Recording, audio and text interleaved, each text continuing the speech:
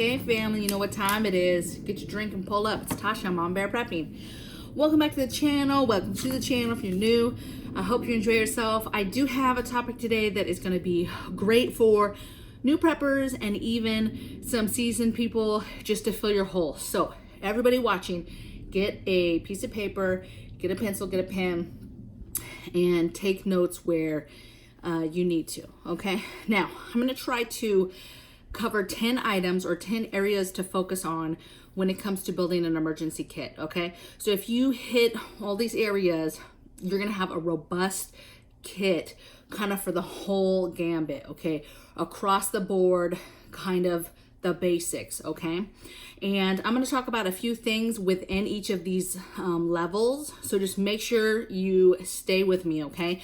And if there's something on here that you do not have or an area you need to work on, you know, write it down and just work on it. It's okay if you can't get it right away, okay? All right, so let's get into it. Number one, I bet you if you've been watching me for a while, you probably know what I'm gonna say. Water. So water. This is by far, in my opinion, the number one prep that is underrated, emphasized. We just do not talk about it enough, and the basic American household does not have enough of this on hand in their home today. And if one thing happens to our water grid, it is attacked or whatever the case may be, we run out of it, whatever. There's all types of reasons why to prep water. We're going to be hurting, okay? You have to have water to live, okay? So in the realm of water, you need to be getting water in your home. You need to be getting it in water containers, so containers to hold the water in your home, okay? And on your property. And don't just be thinking if you have natural resources of water on your property that you're good to go, okay? You still are going to need preps and containers and things to get that water, store that water, treat that water, okay? And then be thinking about purifying, you know, disinfecting, filtering, all the things that have to do with water and making water safe to drink, okay? So water itself, containers to hold it, and all the things you need to be able to make that water safe, okay? All right. Second thing is food. I'm not going to get super deep into food, but obviously you need food. Be thinking of stuff that's canned, has a long shelf life, and just ready to eat foods, okay? Foods that possibly in a pinch could definitely be eaten cold right out of the packaging. That's like the ideal stuff, okay? Food, okay? All right, next thing, number 3, alternate cooking source. So how are you cooking your food in different situations? If the grid is down, there is no power, how are you cooking your food? If you were not able to use your said stove and oven and all the different microwave, your air fryer, your crock pots, all the different ways that you cook food, okay, you didn't have power to do that, how would you cook the food? So your alternate cook source.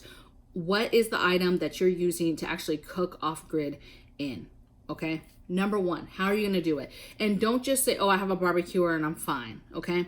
Yes, that's great. If you have a barbecuer, that's definitely an alternate way of cooking, but you need to be thinking in the mindset of cooking outside like that and then also cooking inside in case it's too dangerous to go outside and cook, or it's too cold to go outside and cook, or whatever the case may be. You need to have both options of indoor and outdoor and how you're gonna cook with no power. Fourth thing is alternate heating and cooling sources. So again, no power. How are you keeping your family warm? How are you keeping your family cool if you live in a very hot environment? Just think about heating and cooling and how you would do that off grid, okay? You know, if you have no power, how are you staying cool with no fans, with no AC?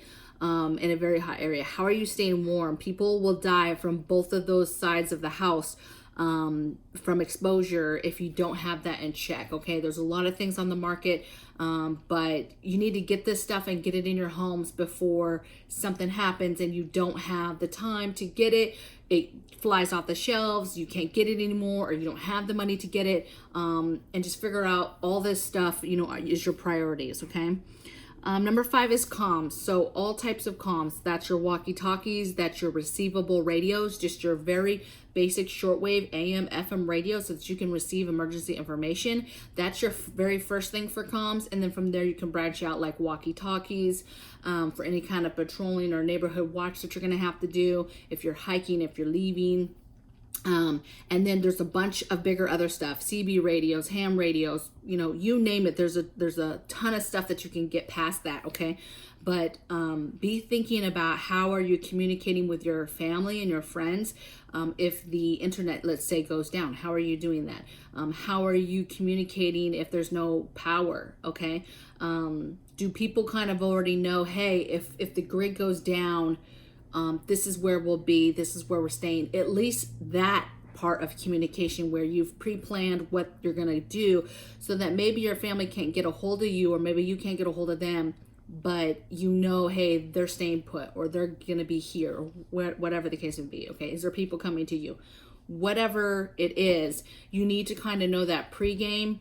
And then, is there a way that you're able to talk to them? Are they close enough that you can talk to them through a CB radio or a ham radio? Figure that out. Okay. Next thing is number 6 is medical supplies and medicines. So you've got to get a robust medical kit together. This is not your just $20 that you buy from Walmart or Amazon and you think you're good to go. This is something that you're going to build over time.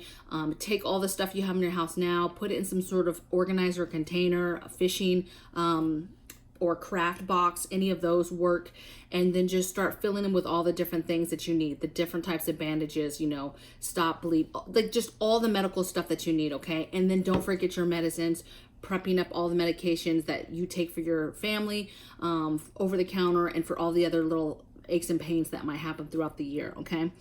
Number 7 is toilet and hygiene. So another pet peeve of mine is people not being ready for a sewer down situation, either because pipes burst and you can't use your toilets, or there's no water, or it's just compromised in general, but there's no toilet system. And what is your plan for you and your family to be able to go to the bathroom? Okay. And then what are you doing to dispose of that biohazard, right? What is the plan? Because a lot of people, this is like water. It is not talked enough about. We do not talk about it enough. This is bad news. Okay.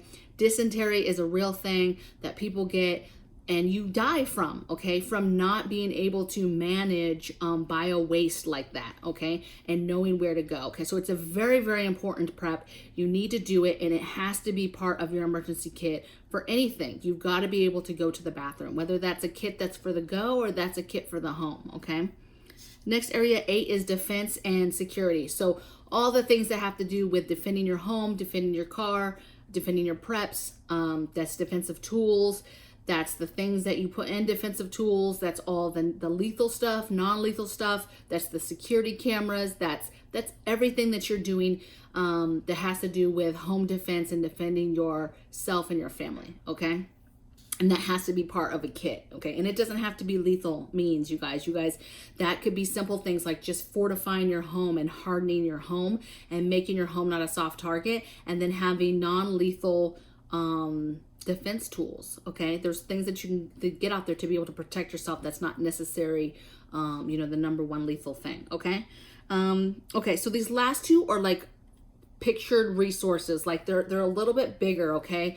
So number 9 is fueling resources. So think about a world where we can't get certain resources. You need fuel as a resource for all types of things in your home, things that you want to do. And you need to think about how you procure, how do you get those fuels and keep them on hand and stack them up, okay? And this is more than just gas, you guys. Yes, gas is a fuel. Yes, of course, you can, yes, prep and have gas for your cars and things like that.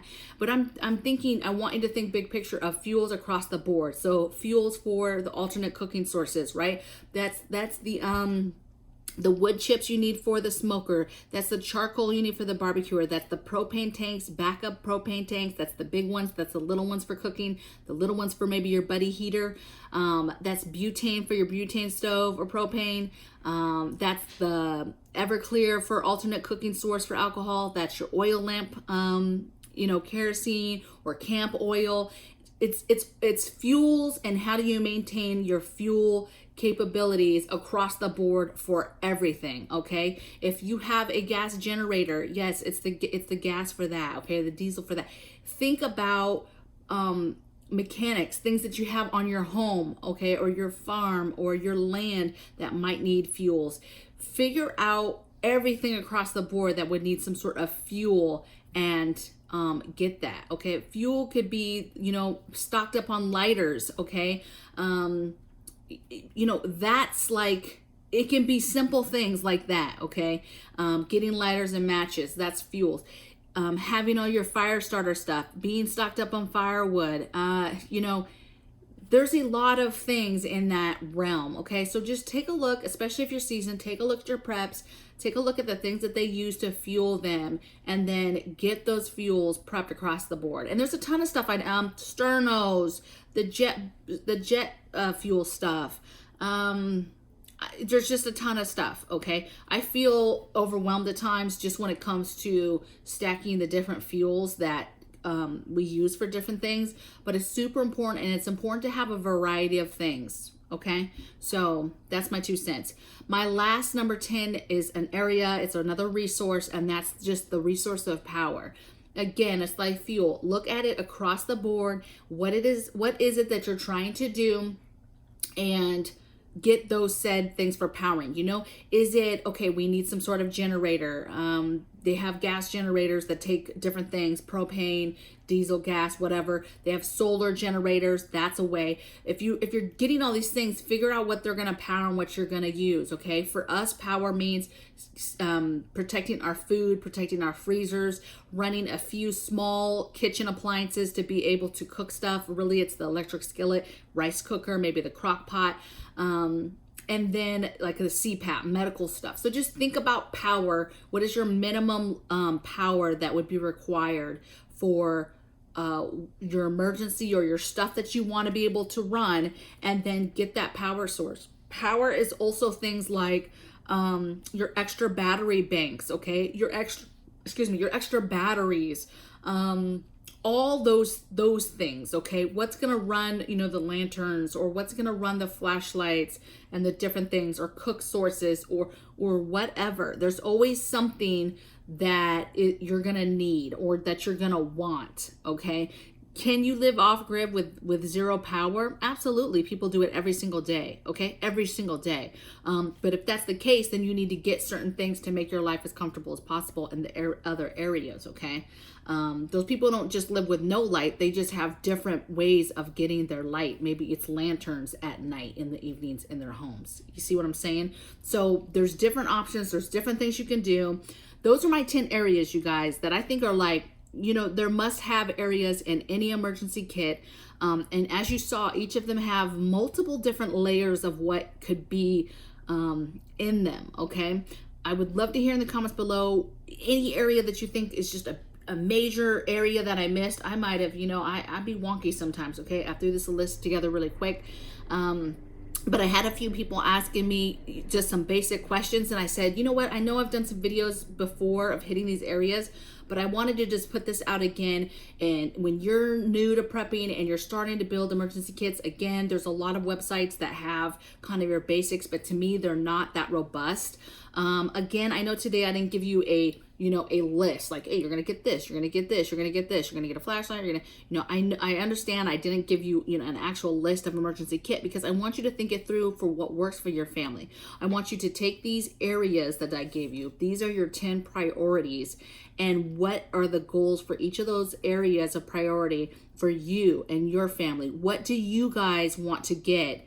What does your supplies list look like in each of these areas? And then, you know, you're the ones that are going to prioritize which ones are more important than the others, and when you're going to be able to finagle getting them, okay? Some of this stuff never stops. I mean, there's several things on here that never stops. It never stops. I'm constantly getting water, food. I'm constantly getting the medical supplies and medicines. I mean, those are like almost everyday things that I'm doing, okay? The other stuff, yeah, some of it's like, okay, we've got it, but like, you know, constantly working on power and upping power, constantly working on different fuels. It just never stops, okay? So hopefully you don't feel overwhelmed by this. Let me know if you have questions. And as always, my seasoned preppers, let us know what you're thinking in your ads also in the comments below. So I will see you guys on the flip side. Cheers. See you tomorrow. Bye.